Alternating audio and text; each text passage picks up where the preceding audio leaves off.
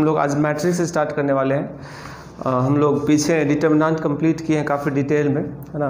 Board level और JEE level तक का सारा क्वेश्चंस हम लोग कंप्लीट किए हैं, तो आप लोग ज़रूर उसको अच्छे से पढ़े होंगे, रिवाइज किए होंगे। 7th लेक्चर क्रैमर्स रूल था, वो सबसे इम्पोर्टेंट है डिटर्मिनेंट का। अगर किसी के पास टाइम कम है तो कम से कम क्रैमर्स को ज़रूर पढ़ना चाहिए, क्योंकि 70-80% चांस वहीं से क्वेश्चन आने का रहता है, ठीक है। मैट्रिक्स जनरली जो बोर्ड लेवल बुक होता है, NCERT RS ऑल्सो बुक में डिटर्मिनेंट से पहले दिया रहता है, ठीक है। डिटर्मिनेंट उसके बाद रहता है, लेकिन हम डिटर्मिनेंट को पहले इसलिए पढ़ाएं क्योंकि डिटर्मिनेंट के अंदर आप देखे होंगे कहीं भी मैट्रिक्स का काम नहीं पढ़ा है। मतलब डिटर्मिनेंट हम पूरा 100% कंप्लीट कर दिए, कुछ भी नहीं बचा है, लेकिन उसके अंदर कहीं भी मैट्रिक्स का कोई काम नहीं पड़ा। लेकिन जब हम मैट्रिक्स पढ़ेंगे तो उसके अंदर बहुत सारा डिटर्मिनेंट कॉन्सेप्ट का काम पड़ता है, तो इसीलिए मेरा मानना है कि डिटर्मिनेंट के बाद ही मैट्रिक्स पढ़ना सही रहता है। तो आज हम लोग मैट्रिक्स स्टार्ट करते हैं। ये चैप्टर काफ़ी वास्ट है। आगे के क्लास में, जैसे ग्रेजुएशन का कोई क्लास करते हो आप मैथ्स लेकर के, या आप बीटेक करते हो, या कोई भी ग्रेजुएशन लेवल का सिलेबस होता है, तो वहाँ मैट्रिसेस बहुत वास्ट हो जाता है। वहाँ एक पेपर होता है मैट्रिसेस का, ठीक है। बहुत सारा थ्योरम्स, बहुत सारा कॉन्सेप्ट उसमें ऐड हो जाता है। जैसे कैलकुलस है, 12th में कैलकुलस क्या है, बहुत छोटा है, कम दिया, मतलब दिया है, बट यही चीज़ आगे फास्ट होते जाता है। आप ग्रेजुएशन करो, PG करो, सब में कैलकुलस बढ़ते जाता है ना आगे। तो मैट्रिसेस का ब्रांच आगे बढ़ेगा, ठीक है। उसको पढ़ने में डिटर्मिनेंट हेल्प करेगा। डिटर्मिनेंट जितना पढ़ लिए थे उतना ही है, उसके अलावा और उसमें ज़्यादा कॉन्सेप्ट नहीं है डिटर्मिनेंट में, बट मैट्रिसेस में बहुत सारा एक्स्ट्रा कॉन्सेप्ट भी रहता है। तो हम लोग सिलेबस के इर्द गिर्द ही रहेंगे, जितना सिलेबस में पूछता है, जितना एग्ज़ाम में काम पड़ता है बोर्ड में और जेई में। हालांकि मैं एक बार फिर से रिपीट कर दे रहा हूँ, लगभग 100% चीज़ जितना बोर्ड में है उतना ही जेई में भी है, कुछ भी नया नहीं है। इवन बोर्ड में थोड़ा ज़्यादा ही है। एक एलिमेंट्री ट्रांसफॉर्मेशन है जो जेई में नहीं पूछता है, लेकिन बोर्ड में पूछता है हमेशा, ठीक है। तो हम लोग थ्योरी को काफ़ी अच्छे से हम लोग को पढ़ना पड़ेगा मैट्रिसेस का, ठीक है। तो अच्छा से आप लोग समझिए एक एक चीज़ को। यहाँ पे थोड़ा थ्योरी ज़्यादा है डिटर्मिनेंट से, ठीक है। तो हम लोग इसको समझते हैं।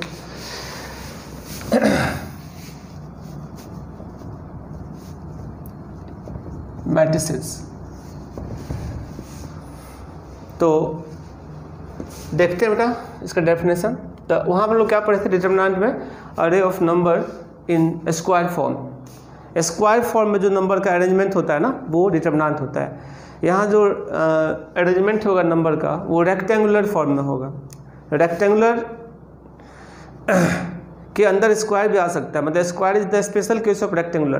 तो स्क्वायर मैट्रिक्स भी होता है नहीं, तो इसका सिंबल दूसरा होता है। और मैट्रिक्स को एक्सपेंड नहीं करते हैं कभी, उसका वैल्यू नहीं निकलता है, ठीक है। मैट्रिक्स का वो एक अपने आप में फंक्शन है, उसी का बहुत सारा प्रॉपर्टीज और कॉन्सेप्ट को हम लोग आगे बढ़ाते जाएंगे धीरे धीरे, और एक कॉन्सेप्ट को समझेंगे बहुत, है ना। इसको एक्सपेंड करने के बारे में नहीं सोचना है, ठीक है। द अरे of numbers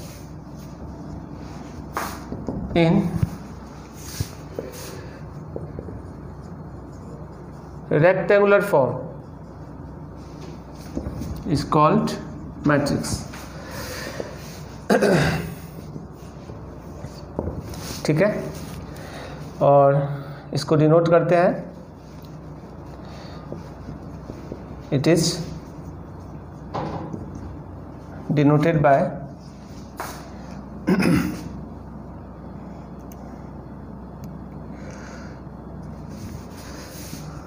A is equal to Aij order m/n। Big bracket के अंदर लिखते हैं, ठीक है। समझाते हैं ये सब क्या है, m और n, ij, ये सब। तो ij तो आप पहले से भी जानते थे, रो और कॉलम होता है नहीं। या इसको ऐसा भी लिखते हैं, 2 डबल लाइन इधर और 2 डबल लाइन इधर भी, ठीक है, m/n। या इसको ऐसा भी लिखते हैं स्मॉल ब्रैकेट के अंदर, ठीक है, Aij m/n।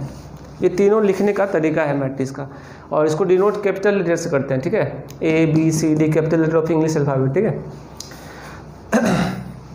और एलिमेंट तो देख ही रहे हो आप। देखते हैं फिर Aij is element of the matrix. Aij is the element of the matrix, ठीक है।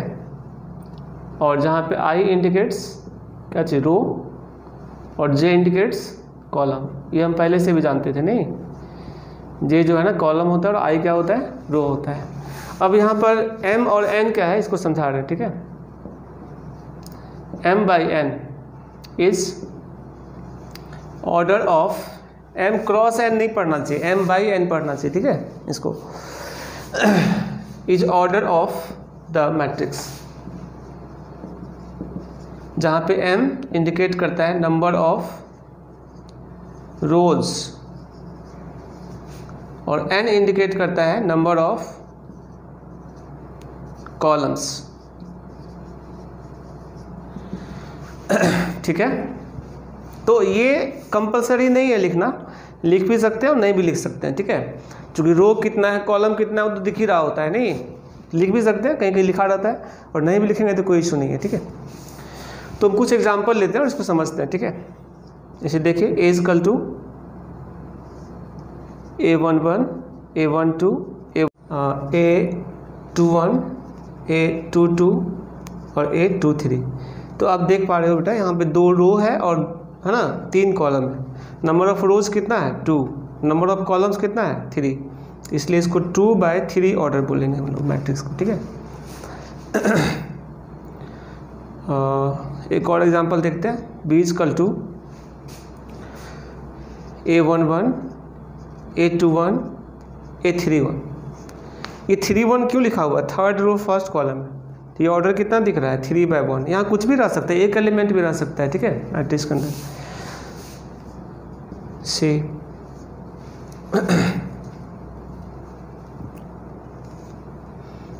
a11 12 13 सॉरी 11 12, ये क्या लिखोगे 21, 3 ऑर्डर भी रख सकते, जगह नहीं था इसलिए 21 22,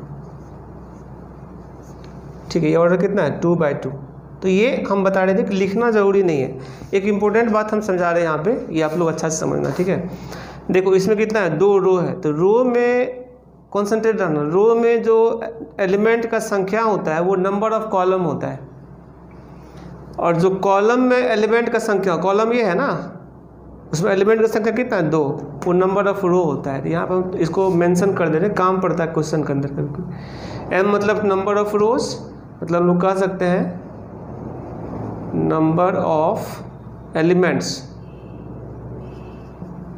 इन कॉलम, बहुत इंपॉर्टेंट कॉन्सेप्ट है। और n मतलब नंबर ऑफ कॉलम्स का मतलब हो गया number of element, number of elements of row. एक बार फिर समझाते हैं, ये कोई भी एक रो है उसमें एलिमेंट का संख्या कितना है, देखो इसमें 3 है तो नंबर ऑफ कॉलम इंडिकेट कर रहा है, और एक कॉलम में कोई भी एक कॉलम में एलिमेंट की संख्या कितना है 2, तो ये नंबर ऑफ रो इंडिकेट कर रहा है। तो एक बार फिर समझाते हैं, m number of rows that is number of elements in column, और n है number of columns that is number of elements in row, ठीक है, इन अ रो। तो इसको आप थोड़ा ध्यान रखना। तो किसी भी ऑर्डर का इस तरह से हम लोग मैट्रिक्स लिख सकते हैं, बना सकते हैं। और किसी को ये जब स्क्वायर मैट्रिक्स पढ़ेगा ना तो इसको भी एक्सपेंड नहीं करना है डिटरमिनेंट की तरह, खुद एक फंक्शन है, इसको ब्रेक सब नहीं कर सकते, कुछ भी नहीं कर सकते इसमें एक्स्ट्रा का। इसका हर चीज़ को हम लोग को अलग से पढ़ना पड़ेगा, addition, subtraction, equality, scalar multiplication and something something, बहुत सारा कॉन्सेप्ट है जो कि आगे देखेंगे ही। जैसे जैसे बता रहे हैं वैसे वैसे समझते जाना है और नोट करते जाना है, ठीक है। तो कुछ और एग्जांपल देखते हैं बेटा न्यूमेरिकल टाइप का। देखो जैसे मैट्रिक्स ए इजकल टू 3 5 7 1 0 -1, ये है। ये ऑर्डर कितना दिख रहा है आपको 3/2। क्यों 3/2? क्योंकि 3 रोज है और 2 कॉलम्स है, ठीक है। Here number of columns is equal to कितना 2, और ये सेम होता है क्या चीज़ के बराबर, is equal to number of element in a row, ठीक है। और यहाँ पर नंबर ऑफ कॉलम कितना है, नंबर ऑफ रोज कितना है 3, और ये क्या होता है number of elements in number of elements in क्या चीज row, number of element in column, ठीक है। इस बात को समझो ठीक से, क्या हम बोले हैं। ये देखो 3 रो है और 2 कॉलम है, तो एक है ना, एक रो में जितना एलिमेंट का संख्या है वो नंबर ऑफ कॉलम डिसाइड करता है। एक कॉलम में जितना रो का एलिमेंट का संख्या है, एक कॉलम में कितना एलिमेंट है, 1 2 3, तो ये डिसाइड करता है नंबर ऑफ रोज को। अब यहाँ पर तुम लोग बताओ A11 का वैल्यू कितना है 3, A12 का वैल्यू कितना है 5, A21, ये बात तो तुम लोग डिटरमिनेंट से समझ रहे हो। 21 मतलब क्या होता है, second row first column 7, A22 कितना है 1, A31 0 और A32 -1। तो हम मैट्रिक्स को बिल्ड भी कर सकते हैं, बना भी सकते हैं, ठीक है, जितना भी ऑर्डर चाहे।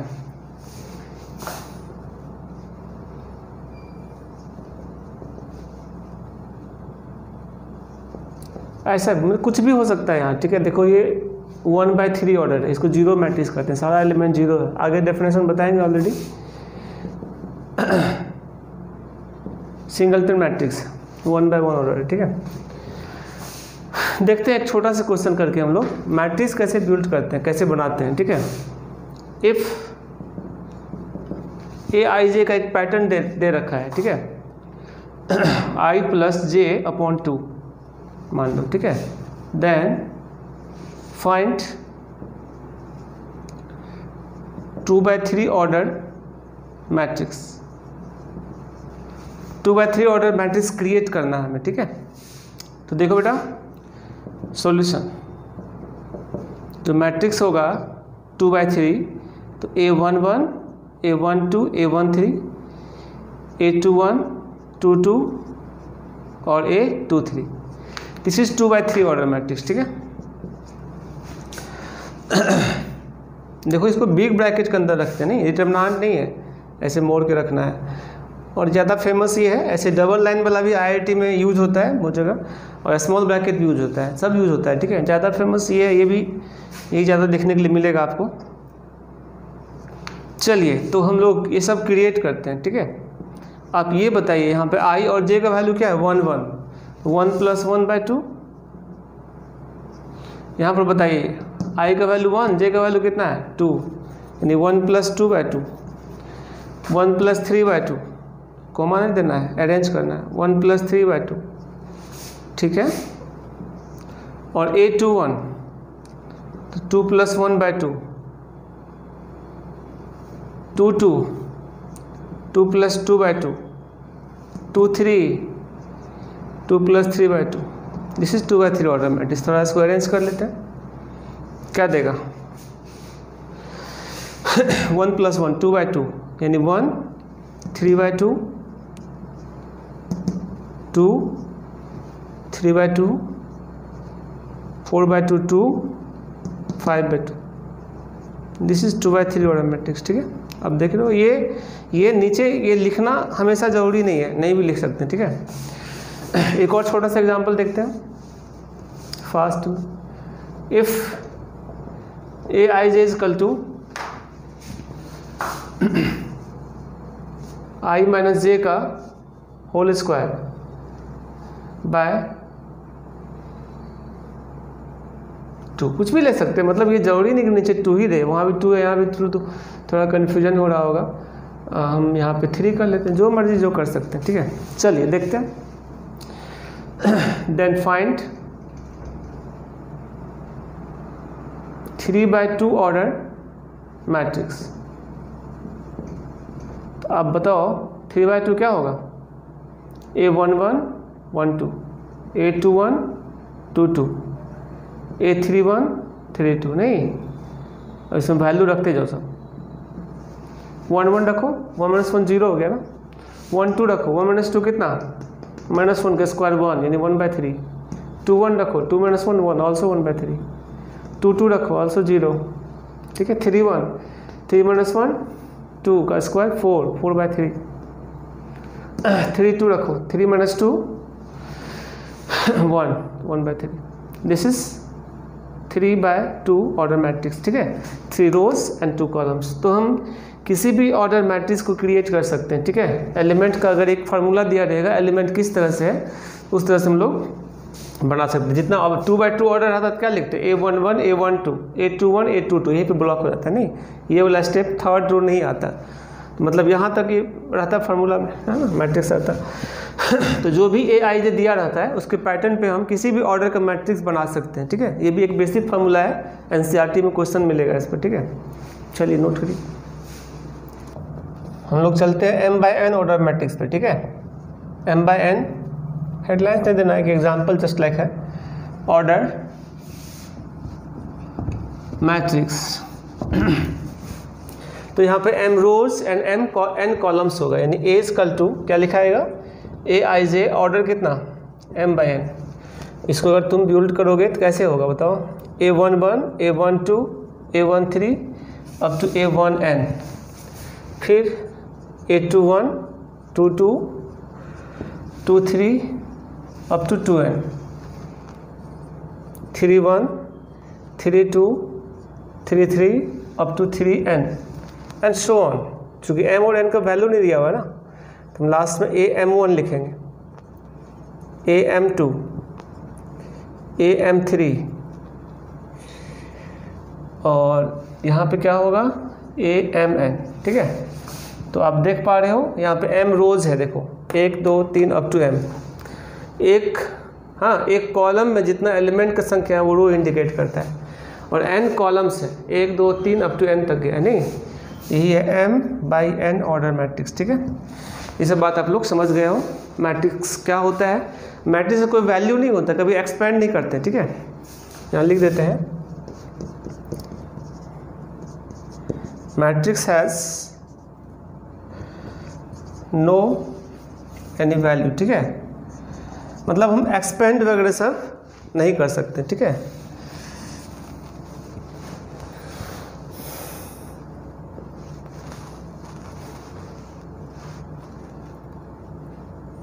अगर आप ऐसा लिखते हो जैसे मैट्रिक्स है 2 3 5 7, ठीक है, स्क्वायर मैट्रिक्स ही है, लेकिन अगर आप इसका वैल्यू लिख दोगे ना, जैसे 14 - 15 क्या हो गया -1, ये गलत होगा, है ना, रॉन्ग,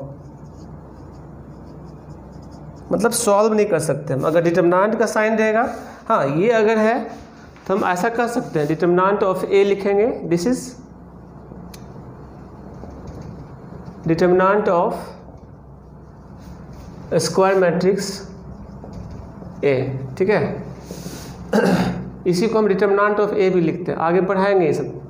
तब हम मैट्रिक्स का साइन हटा के डिटरमिनेंट का साइन डाल देंगे, 2 3 5 7। अब इसका वैल्यू निकाल सकते हैं, 2 × 7 - 5 × 3 कितना आ गया, 14 - 15 मतलब -1, ठीक है। तो स्क्वायर मैट्रिक्स का डिटरमिनेंट हम निकाल सकते हैं, लेकिन किसी स्क्वायर मैट्रिक्स को डायरेक्ट सॉल्व नहीं कर देना है, ठीक है, ये गलत होगा। स्क्वायर मैट्रिक्स या कोई भी तरह का मैट्रिक्स को हम एक्सपेंड नहीं कर सकते, कुछ भी कर नहीं सकते, ठीक है। उसके अंदर बहुत सारा प्रॉपर्टीज़ है, कॉन्सेप्ट है, वो सब तो डिस्कस करेंगे ही आगे। चलिए हम लोग आते हैं टाइप्स पे, ये बहुत इंपॉर्टेंट सेक्शन है, टाइप्स ऑफ मैट्रिक्स, ठीक है। मैट्रिक्स का क्या सब टाइप होगा इसको हम लोग डिस्कस करते हैं। First,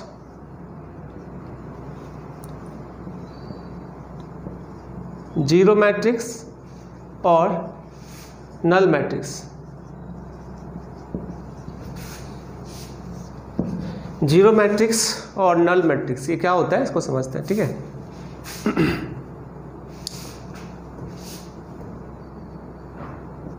the matrix is called zero matrix if all elements are zero। अगर सारा एलिमेंट जीरो होगा उसका ना तो वो जीरो मैट्रिक्स कहलाता है, ठीक है। अगर मैथमेटिकली लिखें तो A equal to AIJ, order जो भी रहे, ऑर्डर से मतलब नहीं है, M/N इज जीरो मैट्रिक्स या नल मैट्रिक्स, है ना, दोनों यूज कर सकते हैं वर्ड, जीरो मैट्रिक्स या नल मैट्रिक्स। इफ़, अच्छा चीज समझना, if Aij is equal to 0, है ना, Aij is equal to 0 for all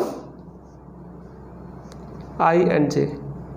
ये तो आप लोग जानते हो, फॉर ऑल का साइन है, साइड में लिख दे रहे हैं, जो लोग नए स्टूडेंट्स उसके लिए ये भी लिख करके कैपिटल भी, और ऐसे क्रॉस करते हैं, इसको मैथमेटिक्स में फॉर ऑल पढ़ते हैं। फॉर ऑल, प्रत्येक i और j के लिए सारा एलिमेंट 0 होना चाहिए, ठीक है, तब वो जीरो मैट्रिक्स होगा, चाहे ऑर्डर कुछ भी हो, mn के जगह पे कुछ भी हो सकता है। तो अभी इसका एग्जांपल करवाते हैं कौन कौन सा जीरो मैट्रिक्स होगा, ठीक है। तो हम कुछ एग्जांपल देखते हैं, जैसे matrix A is equal to 0 0 0 0, this is a square matrix 2x2 order, और जीरो मैट्रिक्स भी है, नहीं। Matrix B is equal to 0 0, also zero matrix. Matrix C is equal to, मतलब एलिमेंट 0 होना चाहिए, ऑर्डर चाहे जो भी हो, ऑर्डर से मतलब नहीं है, ठीक है। ये क्या ऑर्डर है, 1/2, तो इसका ऑर्डर क्या लिखना, सिंगलटन मैट्रिक्स है। Matrix D is equal to 0 0 0 0 0 0, ठीक है, कौन सा ऑर्डर है, 2/3 ऑर्डर, एंड सो ऑन, ठीक है। तो जीरो मैट्रिक्स आप लोग समझ गए। दूसरा देखते हैं, row matrix.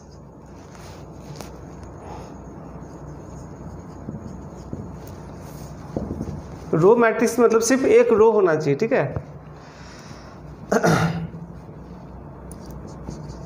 The matrix is called row matrix.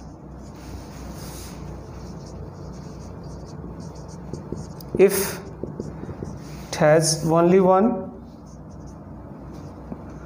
row, मतलब कॉलम नहीं हो, कॉलम जितना भी हो, रो सिर्फ एक होना चाहिए। मैथमेटिकली समझो, ये ज़्यादा अच्छा, बाद में एक डेफिनेशन लिखेंगे सिर्फ। A is equal to Aij order m/n is called row matrix, called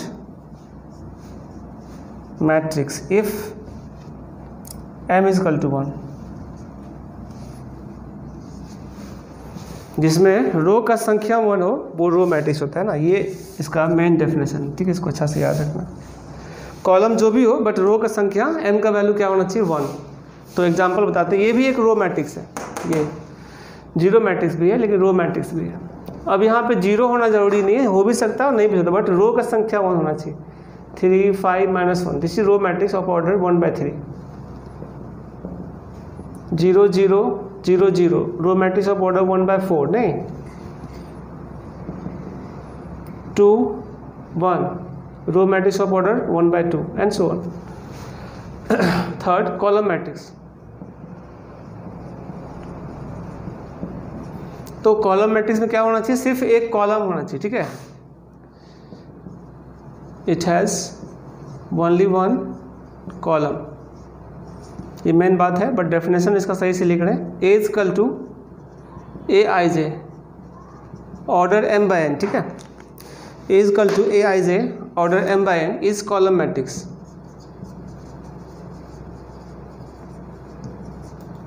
column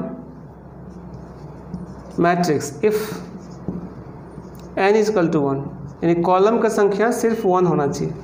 row चाहे जितना भी हो बट कॉलम का संख्या क्या होना चाहिए, 1। दिस इज कॉलम मैट्रिक्स, ठीक है। कॉलम मैट्रिक्स का डेफिनेशन हो गया, ठीक है। तो देखते हैं इसका कुछ एग्जांपल देखते हैं, ठीक है। जैसे example A is equal to 2 3 5, column matrix of order 3/1। 0 0, column matrix of order 2/1, नहीं, ऑर्डर कितना भी हो सकता है। तो समझ में आ गया, कॉलम में क्या होना चाहिए, एक कॉलम होना चाहिए, चाहे रो जितना भी हो, ठीक है। नोट करिए, आगे बढ़ते हैं। चलिए हम लोग थर्ड नंबर देखते हैं।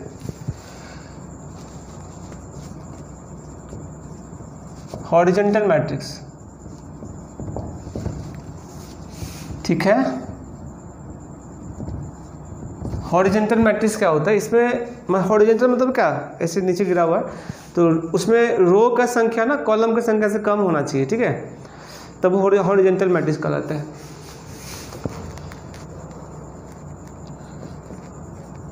Number of rows is less then the number of column.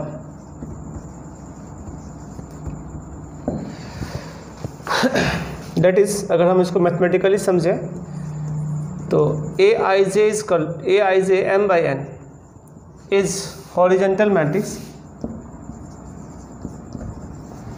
horizontal matrix if m is less than n। ये इंपॉर्टेंट कॉन्सेप्ट है, ठीक है। कंडीशन इसका ये है कि m जो है ना n से कम होना चाहिए, मतलब number of row number of column से कम होना चाहिए हमेशा, ठीक है। जैसे देखो example 2 3 5 7 8 0, this is horizontal matrix of order 2 by 3, ठीक है। रो मैट्रिक्स भी एक तरह का हॉरिजॉन्टल मैट्रिक्स हो सकता है, 2 5 1 of order 1 by 3, also horizontal matrix, also row matrix है ना। 0 0 इसको हॉरिजॉन्टल मैट्रिक्स भी कर सकते हैं, रो मैट्रिक्स भी कर सकते हैं, और जीरो मैट्रिक्स तो है ही नहीं। तो कभी कोई बहुत सारा मैट्रिक्स एक साथ होल्ड कर जाता है, जीरो चूँकि सारा एलिमेंट जीरो है तो जीरो मैट्रिक्स, एक ही रो है तो रो मैट्रिक्स, रो का संख्या कॉलम की संख्या से कम है तो हॉरिजॉन्टल मैट्रिक्स। ये ऑर्डर 1 by 2 हॉरिजॉन्टल मैट्रिक्स, ठीक है। अगर 3 एलिमेंट लेंगे 1 by 3 हो जाएगा, अगर 3 तो जीरो रख देंगे तो, ठीक है, एंड सो ऑन, ठीक है। और देखना, देख सकते हो, देखो 2 3 5 7 1 0, कुछ भी सोच समझ के नहीं लिख रहे हैं, 5 8 9 1, this is horizontal matrix of order 3 by 4, order 3 by 4, ठीक है। बस रो का संख्या कॉलम की संख्या से कम जिसमें होगा हॉरिजॉन्टल मैट्रिक्स होगा, ठीक है। आगे देखते हैं vertical matrix.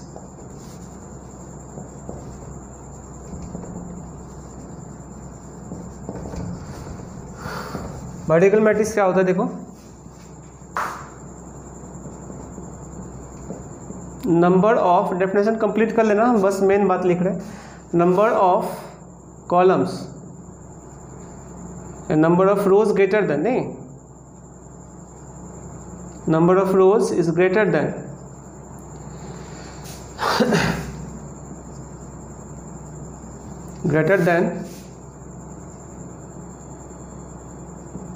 the number of columns, that is main definition ये है इसका, Aij m by n is vertical matrix if m is greater than n। ये है वर्टिकल मैट्रिक्स का डेफिनेशन, ठीक है। देखो बेटा एग्जांपल देखते हैं, 2 5 7 9 1 0, this is vertical matrix of order 3 by 2। देखिए रो का संख्या कितना है 3 और कॉलम कितना है 2, तो रो का संख्या जिसमें ज़्यादा होगा कॉलम से वो वर्टिकल होगा।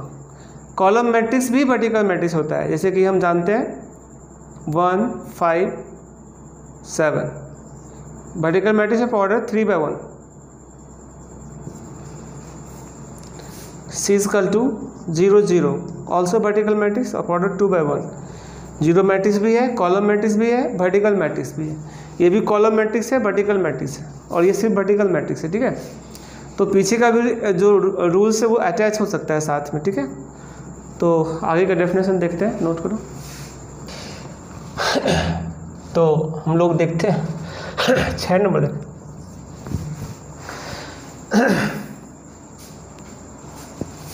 स्क्वायर मैट्रिक्स, या पहले इससे पहले एक और देख लेते हैं तब स्क्वायर मैट्रिक्स देखेंगे। सिंगलटन मैट्रिक्स, सिंगलटन मैट्रिक्स क्या होता है, जिसमें सिर्फ एक एलिमेंट होगा, या आप यूँ कहें रो और कॉलम का संख्या भी सिर्फ एक होगा, एक एक, तो सिंगलटन मैट्रिक्स होगा, ठीक है। यानी only one, it has only one element, नहीं,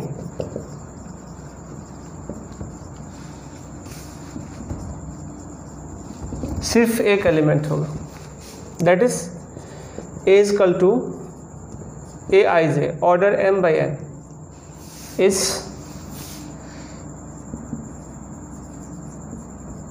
singleton matrix if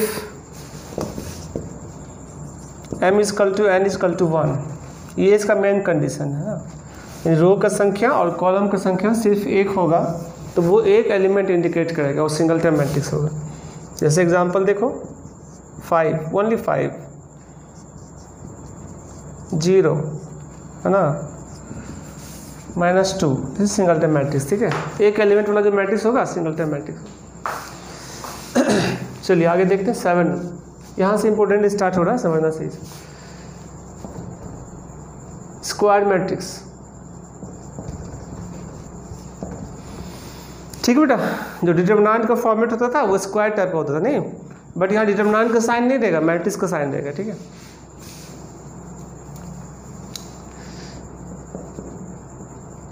number of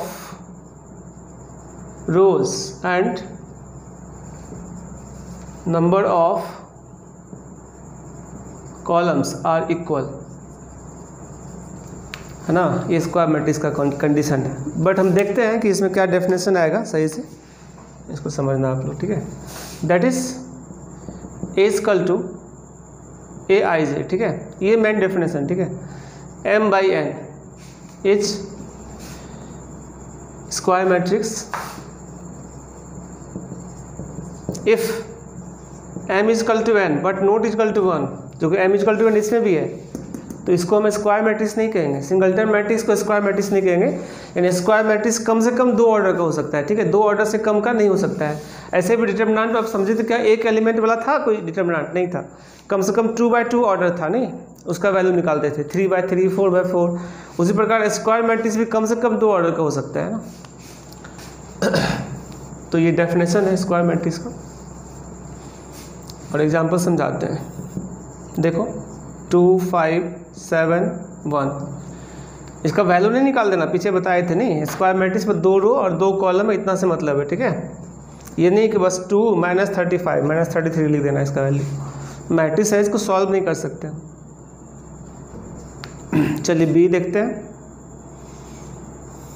0 0 0 0 square matrix भी है और जीरो मैट्रिक्स भी। 2 5 1 7 0 2 6 1 0 square matrix of order 3 by 3। ये लिखना हमेशा ज़रूरी नहीं है, ये पहले ही बता दिए थे, ठीक है। तो खुद दिख रहा है कि 3 ऑर्डर और 3 रोज और 3 कॉलम्स है, मतलब 3 ऑर्डर के स्क्वायर मैट्रिक्स है। यहाँ 3 by 3 नहीं भी कह सकते, 3 ऑर्डर कह सकते, नहीं, जैसे सी को हम क्या लिखेंगे, ऐसे भी लिख सकते हैं, स्क्वायर मैट्रिक्स ऑफ ऑर्डर 3 का देना मतलब स्क्वायर मैट्रिक्स है तो 3 by 3 ऑर्डर होगा, नहीं, ये ठीक है, नोट करिए। तो हम आगे बढ़ते हैं और इस पे एक नोट बता रहे हैं स्क्वायर मैट्रिक्स रिलेटेड, ठीक है। बहुत इंपॉर्टेंट है कंपटीशन के लिए खास करके। Trace of a matrix, matrix का ट्रेस क्या होता है इसको समझते हैं, ठीक है। देखो एक मैट्रिक्स है ए आई जे और ऑर्डर है m by m या n by n। ये क्या है बेटा, स्पष्ट है, ये दोनों इक्वल है, मतलब स्क्वायर मैट्रिक्स, नहीं, स्क्वायर मैट्रिक्स ऑफ ऑर्डर क्या बोलोगे, n ऑर्डर का स्क्वायर मैट्रिक्स, ठीक है। इसको अगर हम ब्रेक करें तो कैसे करेंगे बताओ, ऐसे लिखते हैं ना, बताए थे डिटरमिनेंट चैप्टर में, A11 A12 A13 up to A1n, नहीं, A21 22 23 2n 31 32 33 3n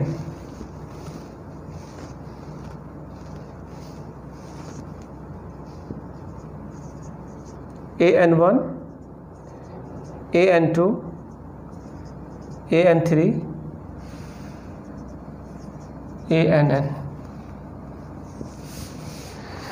तो square matrix of order n है।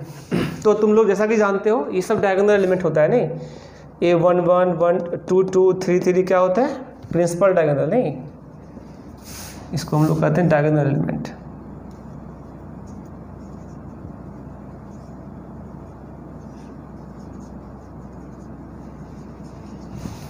प्रिंसिपल वर्ड नहीं भी यूज करें तो डायगोनल मतलब प्रिंसिपल डायगोनल ही होता है, ठीक है।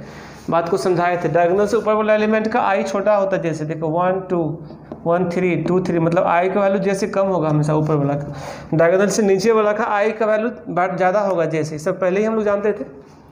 अब इसमें देखो ट्रेस क्या होता है, तो हम एक बार और बता देते हैं। अगर आई इक्वल टू जे तो ये क्या होगा, प्रिंसिपल डायगोनल एलिमेंट्स। डिटरमिनेंट में बताए थे नहीं, मतलब कौन कौन सा होगा,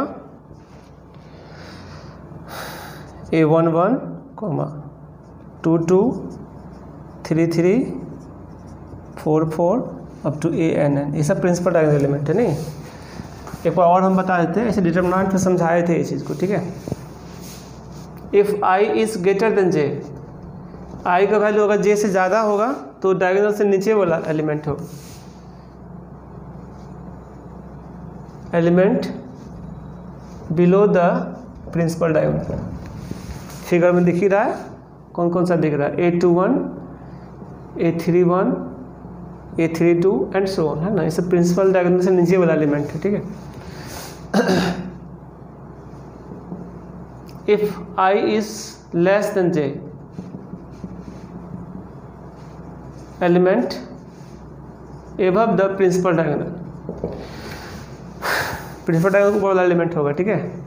उसमें आई देखो छोटा है, जैसे यानी एग्जांपल में कौन कौन दिख रहा है, A12 A13 है ना, A23 एंड सो ऑन, ये सब प्रिंसिपल डायगोनल से ऊपर वाला एलिमेंट है। खैर ट्रेस क्या होता है ये समझना है हमें, ठीक है। नाउ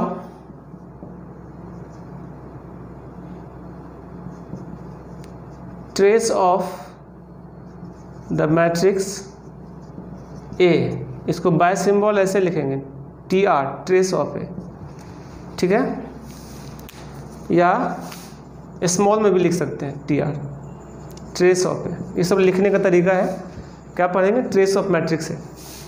और ये होता है, पर लैंग्वेज लिख देते हैं, सम ऑफ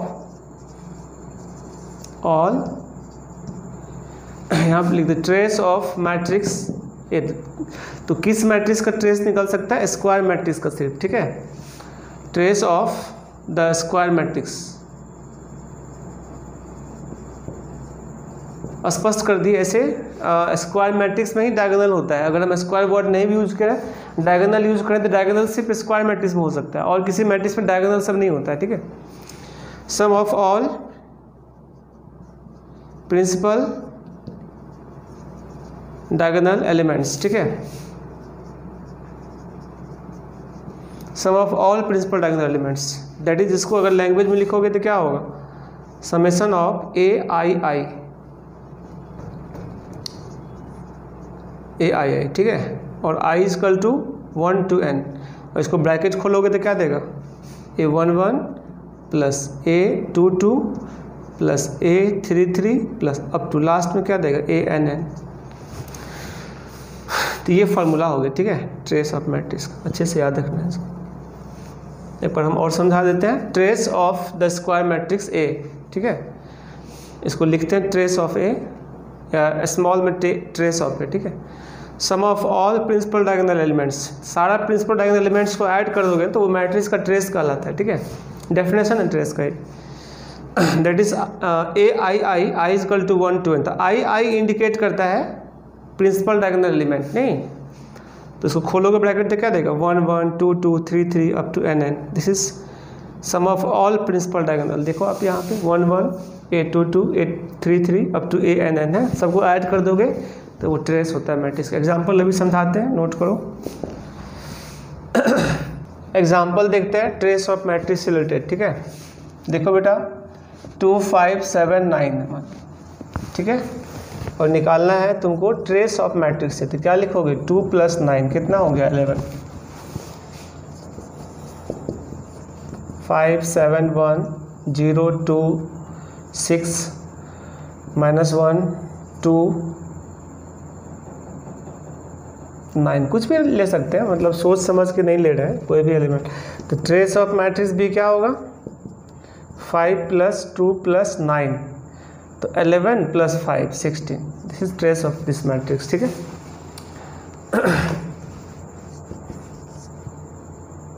-2 3 5 + 2, इसका ट्रेस बताओ क्या होगा -2 + 2 दैट इज 0, कुछ भी हो सकता है ना, बस ऐड करना है सभी प्रिंसिपल डायगोनल एलिमेंट, ठीक है। बाकी प्रॉपर्टी सब में इसका यूज होगा, तो हम आगे बताएंगे ऑलरेडी ट्रेस के बारे में, ठीक है। अभी इतना ही जानना है कि ट्रेस होता क्या है मैट्रिक्स का, ठीक है। अब हम आगे बढ़ते हैं, और प्रॉपर्टी हम लोग का होगा कितना नंबर 8 नंबर, ठीक है।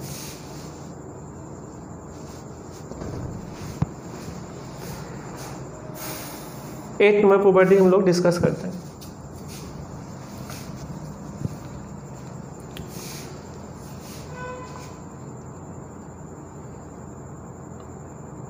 Diagonal matrix.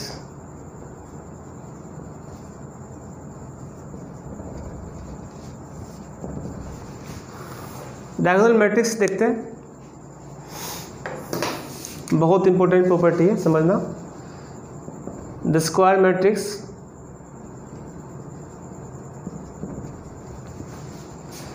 A is called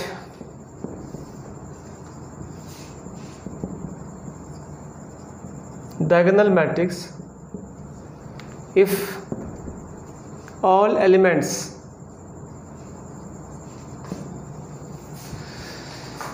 except principal diagonal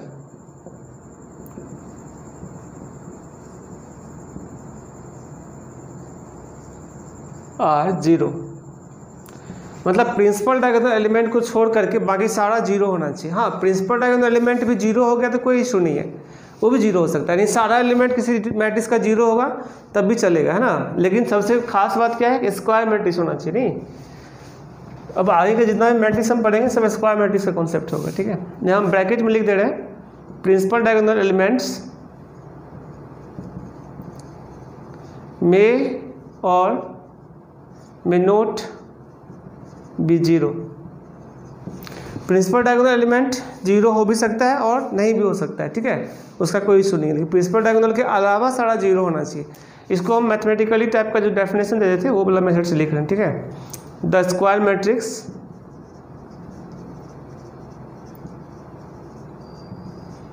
A is equal to Aij, order n/n लिखते हैं, ठीक है। is called छोड़ो, is diagonal matrix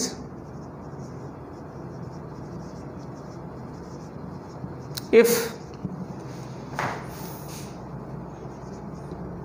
Aij is equal to 0 for all I not is equal to j। ये बहुत important बात है, क्योंकि बेटा आप जानते हो I not is equal to J क्या होता है, element other than principal diagonal. नहीं, क्योंकि I is equal to J वाला एलिमेंट क्या होता है प्रिंसिपल डायगोनल, और I is equal to J नहीं होगा तो क्या होगा एक्सेप्ट प्रिंसिपल डायगोनल, वो सब 0 होना चाहिए। और I is equal to J वाला क्या होगा वो कोई मेंशन नहीं, कुछ भी हो सकता है, ठीक है। ये हमारा डायगोनल मैट्रिक्स का डेफिनेशन हो गया, ठीक है। एग्जाम्पल समझाते हैं, देखो A is equal to 3 0 0 5, this is diagonal matrix of order 2/2। B is equal to 5 0 0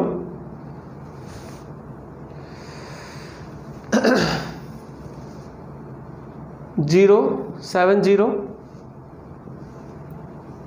0 0 1। Principal diagonal को छोड़ के बाकी सबका सब 0 होना चाहिए, ठीक है। कितना 0 मैक्सिमम हो सकता है उसका एक फार्मूला है, आगे बताएंगे, ठीक है। हाँ, प्रिंसिपल डायगोनल भी कुछ जीरो हो गया वो भी चलेगा, 0 0 0 3 ऑल्सो डायगोनल मैट्रिक्स, 0 0 0 0 ये भी डायगोनल मैट्रिक्स है। स्क्वायर मैट्रिक्स भी है, वो तो होता ही है, डायगोनल मैट्रिक्स भी है, जीरो मैट्रिक्स भी है ना। बस मतलब ये है कि प्रिंसिपल डायगोनल के अलावा जो रेस्ट एलिमेंट है ना वो सब का सब जीरो होना ही चाहिए, ये कंडीशन है। बाकी प्रिंसिपल डायगोनल एलिमेंट जीरो हो गया कोई इशू नहीं है, नहीं हुआ तब भी कोई इशू नहीं है। ठीक है, नोट करिए। तो बेटा डायगोनल मैट्रिक्स अभी पढ़ रहे थे, उसका एग्जाम्पल समझे। एक नोट बता रहे हैं डायगोनल मैट्रिक्स रिलेटेड, ठीक है, इसको समझना।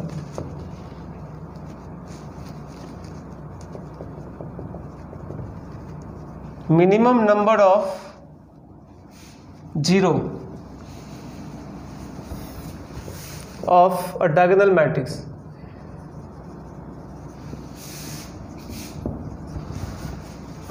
Is equal to n into n minus 1 upon 2, ये फॉर्मूला है, where n is equal to order of the square matrix. क्योंकि हम जानते हैं कि डायगोनल मैट्रिक्स स्क्वायर मैट्रिक्स में ही पॉसिबल है, तो अब 2/2 रहेगा तो n का वैल्यू 2 होगा, 3/3 रहेगा तो n का वैल्यू क्या होगा, 3 होगा, 4/4 रहेगा तो n का वैल्यू क्या होगा, 4 होगा। बट इस फार्मूला को फॉलो करेगा, कम से कम इतना जीरो होना ही पड़ेगा। ऐसे तो सारा जीरो हो जाएगा तब भी डायगोनल मैट्रिक्स होता है, जैसा कि बताए थे नहीं, इसलिए मैक्सिमम का कोई स्कोप नहीं है यहाँ। अगर पूछता मैक्सिमम नंबर ऑफ जीरोस तब सीधे n² लिखते, नहीं n इंटू n, चूँकि जितना एलिमेंट है सबका सब जीरो हो जाएगा तो मैक्सिमम जीरो होगा, नहीं तो उसका कोई क्वेश्चन नहीं बनता है। हम मिनिमम नंबर ऑफ जीरो पूछे, ये एक अच्छा है कॉन्सेप्ट, ठीक है। मैक्सिमम तो सारा जीरो हो जाएगा तो चलेगा नहीं। चलिए देखते हैं ये कैसे आया फार्मूला, से एग्जांपल समझाते हैं। जैसे कि आप देखो 3 0 0 5, दिस इज डायगोनल मैट्रिक्स। यहाँ पे कम, इससे कम जीरो क्या ले सकते हैं हम, नहीं ले सकते हैं।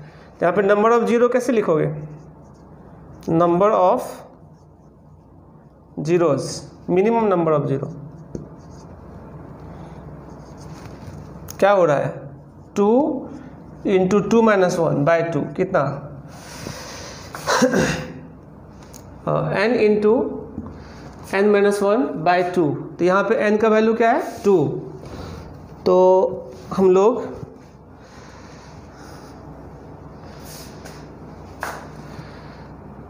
n² माइनस n, नहीं यहाँ 2 से डिवाइड नहीं करना है, ट्रायंगुलर मैट्रिक्स में 2 से डिवाइड करना होता है, ठीक है।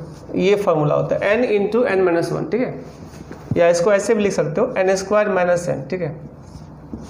तो अब यहाँ पे देखो ये फार्मूला अगर लगाएंगे n² माइनस n तो क्या होगा, 2 का स्क्वायर माइनस 2 यानी 2, 4 माइनस 2। अगर 3 ऑर्डर के लिखते हैं 2 0 0 0 5 0 0 0 7, मतलब इससे कम जीरो नहीं ले सकते हम, ठीक है, डायगोनल मैट्रिक्स में। यहाँ पर देखो number of zero, minimum number of zero, ठीक है।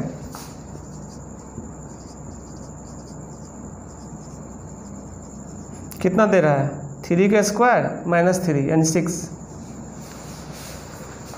या ये फॉर्मूला लिखो n into n minus 1, 3 into 2 यानी 6, ठीक है।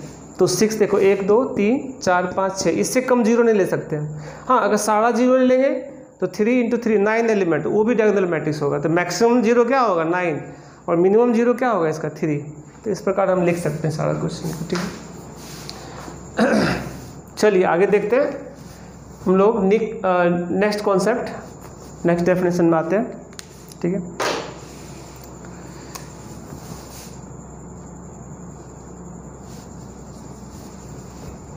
स्केलर मैट्रिक्स, ठीक है।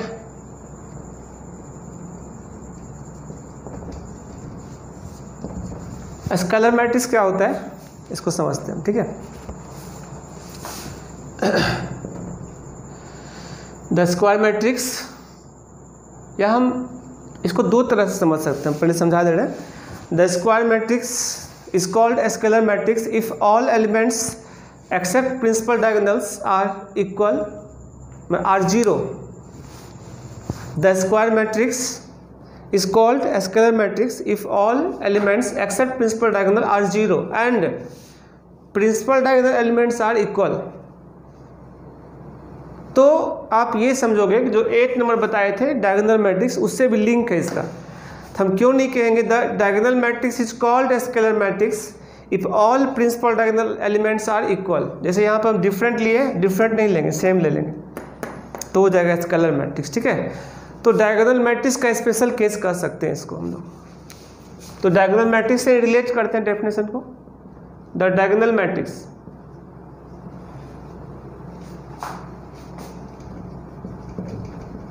is called scalar matrix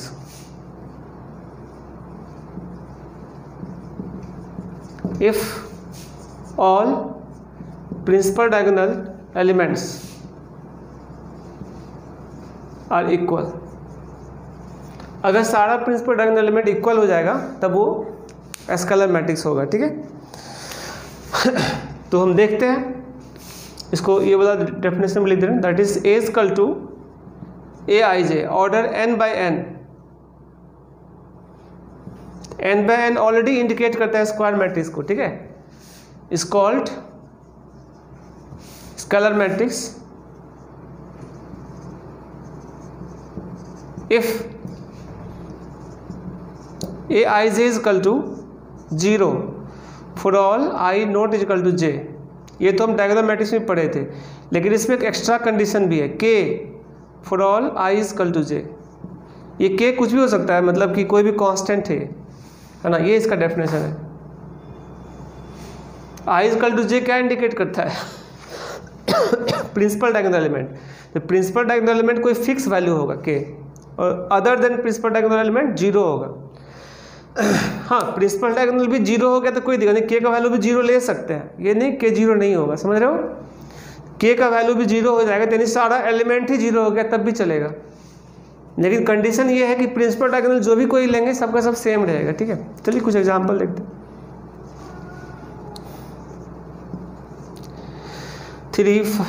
3 0 0। अब यहाँ 3 ले लिए तो यहाँ सब जगह 3 रखना पड़ेगा। 0 0 सॉरी, डायगोनल में सब जगह 3 रखना पड़ेगा, ठीक है। b इक्वल टू, हाँ सारा 0 भी चलेगा, कोई दिक्कत नहीं है, ठीक है। बस यहाँ पे डायगोनल मैट्रिक्स और इसमें डिफरेंस यही है कि डायगोनल मैट्रिक्स में डायगोनल एलिमेंट डिफरेंट भी रह सकता था, नहीं, लेकिन इसमें सारा डायगोनल एलिमेंट्स क्या होना चाहिए? Same, exactly same.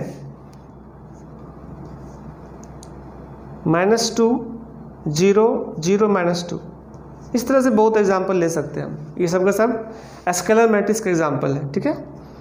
इसके बाद हम लोग देखते हैं आगे, ठीक है। हम लोग आगे देखते हैं प्रॉपर्टी 10 नंबर, ठीक है।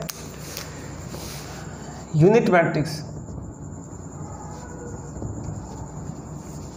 इसको भी हम स्केलर मैट्रिक्स से डिफाइन कर सकते हैं, स्क्वायर मैट्रिक्स से भी डिफाइन कर सकते हैं। The square matrix is called unit matrix if all elements except principal diagonal are 0 and principal diagonal elements are unity. मतलब प्रिंसिपल डायगोनल एलिमेंट सिर्फ 1 होना चाहिए, तो हम इसको स्केलर मैट्रिक्स से रिलेट कर सकते हैं। अभी हम स्केलर मैट्रिक्स पढ़े थे कि डायगोनल के अलावा सारा एलिमेंट 0 होना चाहिए और प्रिंसिपल डायगोनल एलिमेंट सारा क्या होना चाहिए? सेम होना चाहिए। अब सेम कुछ भी हो सकता है, जैसे -2 हो गया या 3 हो गया या 5, कुछ भी सब सेम होना चाहिए।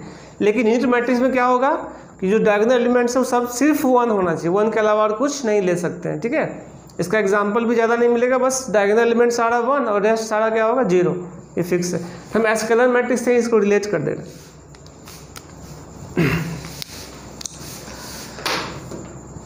देखते हैं the scalar matrix is called unit matrix if all principal diagonal elements are unity। या ये भी लिख सकते हैं the diagonal matrix is called unit matrix if all principal diagonal elements are unity, वो भी चलेगा। या स्क्वायर मैट्रिक्स से भी रिलेट कर सकते हैं। The square matrix is called unit matrix if all elements except principal diagonal are 0 and principal diagonal elements are unity. तो जैसे लिखना हो, बस मेन इसका कॉन्सेप्ट पता होना चाहिए। और ये है यहाँ पर मेन बात, it is denoted by IN, ठीक है, जहाँ पर n तुम लोगों को पता है ना कि क्या होता है, ऑर्डर ऑफ स्क्वायर मैट्रिक्स, ठीक है।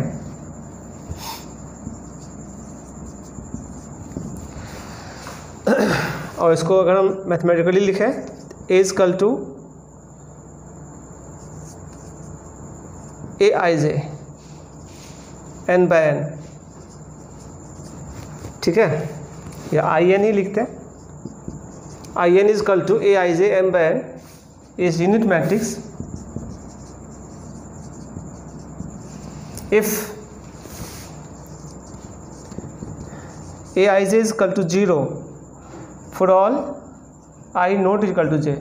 I not equal to j क्या इंडिकेट करता है, element other than principal diagonal, नहीं, और अदरवाइज 1 होगा for all I is equal to j। I is equal to j के लिए 1 होगा, तब ये यूनिट मैट्रिक्स होगा। जैसे example I2 is equal to क्या होगा, 1 0 0 1, 2 ऑर्डर का यूनिट मैट्रिक्स हो गया। I3 1 0 0 0 1 0 0 0 1, 3 ऑर्डर का यूनिट मैट्रिक्स हो गया। यहाँ पे जो 3 लिखे वही इंडिकेट करता है ऑर्डर इसका। अगर I4 लिखना चाहे तो क्या होगा, 1 0 0 0 0 1 0 0 0 0 1 0 और क्या 0 0 0 1। This is 4 order unit matrix. एक कॉन्सेप्ट हम एक्स्ट्रा बता दे रहे हैं यहाँ पे, ट्रेस ऑफ IN क्या हो गया, n। कैसे n होगा बेटा, क्योंकि सारा डायगोनल एलिमेंट 1 है, तो 1 + 1 + 1 कितना टाइम्स, n टाइम्स, नहीं, दैट इज कितना हो जाएगा n, ये याद रखना है। डायगोनल यूनिट मैट्रिक्स का जो ट्रेस होगा ना वो n होगा, क्योंकि सारा डायगोनल एलिमेंट 1 है। जैसे इसका ट्रेस निकालना क्या होगा 4, इसका ट्रेस निकालना क्या होगा 3, जितना ऑर्डर उतना ट्रेस हो जाएगा, ठीक है। बाकी हम आगे डिस्कस करेंगे। इसका डिटर्मिनेंट निकालोगे तो हमेशा 1 आएगा, ठीक है। डिटर्मिनेंट ऑफ IN हमेशा 1 होगा, ये भी एक इम्पोर्टेंट कॉन्सेप्ट, ठीक है। जैसे एग्जांपल के लिए अगर I2 था, इसका डिटर्मिनेंट निकालोगे तो मैट्रिक्स से हटा दो, 1 0 0 1, कैलकुलेट करो 1 देगा, नहीं। उसी प्रकार I3 का डिटर्मिनेंट निकालो, क्या देगा 1। तो किसी भी यूनिट मैट्रिक्स का अगर हम डिटर्मिनेंट निकालेंगे तो उसका वैल्यू हमेशा 1 होगा, ठीक है। और ट्रेस निकालेंगे तो जितना ऑर्डर का मैट्रिक्स है उतना होगा ट्रेस यूनिट मैट्रिक्स का, ठीक है। तो बेटा हम लोग यूनिट मैट्रिक्स तक अभी रखते हैं। अभी तो इसमें बहुत सारा कहानी पढ़ना है हम लोगों को। हालांकि आज के क्लास में एकदम बेसिक लेवल का चीज़ सब हम पढ़े थे, डेफिनेशंस और कहानी से रिलेटेड कुछ कॉन्सेप्ट, ठीक है, एकदम बेसिक चीज़ था। आप लोग इसको अच्छे से रिवाइज कर लेना। हाँ कि बहुत इंपॉर्टेंट है ये, मैट्रिक्स में डेफिनेशन का ही ज़्यादा इंपॉर्टेंस होता है। आप ये देखोगे आगे IIT एडवांस्ड का भी जो क्वेश्चन देगा ना वो एकदम डेफिनेशन पे डिपेंड रहता है। डेफिनेशन में थोड़ा सा भी अगर आप गलत करोगे तो क्वेश्चन गलत बन जाएगा, ठीक है। और मैं लेक्चर के फर्स्ट में ही बताया था कि मैट्रिक्स में लगभग कोई भी डिफरेंस नहीं है बोर्ड के सिलेबस में और JEE के सिलेबस में। यानी कि अगर हम ओनली बोर्ड के बैच में पढ़ाएंगे तब भी हम इतना सारा चीज़ जितना बताएंगे वो सब बताएंगे, और IIT के बैच में वही बताएंगे सेम। हाँ, क्वेश्चंस IIT के बैच में थोड़ा IIT एडवांस लेवल तक एक्स्ट्रा क्वेश्चन करते हैं। तो पहले तो हम ऑलरेडी बोर्ड लेवल ही हम कंप्लीट कर रहे हैं। बोर्ड लेवल का बुक जो होता है NCERT जो अच्छा क्वेश्चंस बोर्ड लेवल का आता है वो हम ऑलरेडी कंप्लीट करेंगे ही अच्छा से। तो आप लोग अच्छे से रिवाइज करना, नोट करना, और नेक्स्ट हम लोग का लेक्चर इसके आगे होगा, कुछ टाइप्स है और फिर कुछ और डेफिनेशंस आएगा, ठीक है। और जो 12th के स्टूडेंट्स हो उन लोगों के लिए बेसिक मैथमेटिक्स, जो न्यू स्टूडेंट्स हो खास करके, जो हमारे यहाँ पहले से नहीं पढ़ते थे, है ना, 11th क्लास से, तो चूँकि कैलकुलस स्टार्ट होगा तो उसमें बेसिक मैथमेटिक्स का बहुत ज़्यादा यूज होता है, ठीक है। तो हम बेसिक मैथमेटिक्स का भी लेक्चर अपलोड करेंगे यूट्यूब चैनल पे, तो वो आप लोग ज़रूर देखना। और ख़ास करके वैसे स्टूडेंट्स जो आपके कांटेक्ट में हो 11th का या 9th-10th का भी हो, इवन हम ये कह सकते हैं कि 6th क्लास के बाद के सारे स्टूडेंट्स हमारा बेसिक वाला क्लास पढ़ सकता है। और इम्पोर्टेंट इतना है कि अगर 12th पास वाला भी स्टूडेंट हमारे पास आता है तो पहले हम उसको बेसिक पढ़ाते हैं, तो उसके बिना आगे समझने में दिक्कत होता है। तो कैलकुलस सब में ज़बरदस्त यूज होता है बेसिक मैथमेटिक्स का, ठीक है। तो सभी वैसे स्टूडेंट जो पहले से नहीं पढ़े थे वो बेसिक मैथमेटिक्स वाला क्लास को ज़रूर देखेंगे, या जो पढ़े भी थे वो भी रिवाइज कर सकते हैं, क्योंकि अभी तक उतना ज़्यादा काम पड़ा नहीं था। कैलकुलस में डे 1 से लगभग रेगुलर काम पड़ेगा, ठीक है। तो आप लोग से रिक्वेस्ट है कि जो आपके कॉन्टैक्ट में 11th के स्टूडेंट्स यानी जो 10th का एग्ज़ाम दिया इस बार, उन लोगों को आप लोग रिकमेंड कर देना वीडियो, और वो देखेगा, कम से कम कुछ फ़ायदा उसको मिल जाएगा। अंडर 10th भी कोई स्टूडेंट्स होगा किसी भी क्लास का तो वो भी चाहे तो पढ़ सकता है, बट 11th सब के लिए तो मस्ट है ना। तो ये काम आप लोग कर देना, और अच्छे से हम लोग आगे फिर नेक्स्ट क्लास में मिलते हैं, ठीक है। चलिए।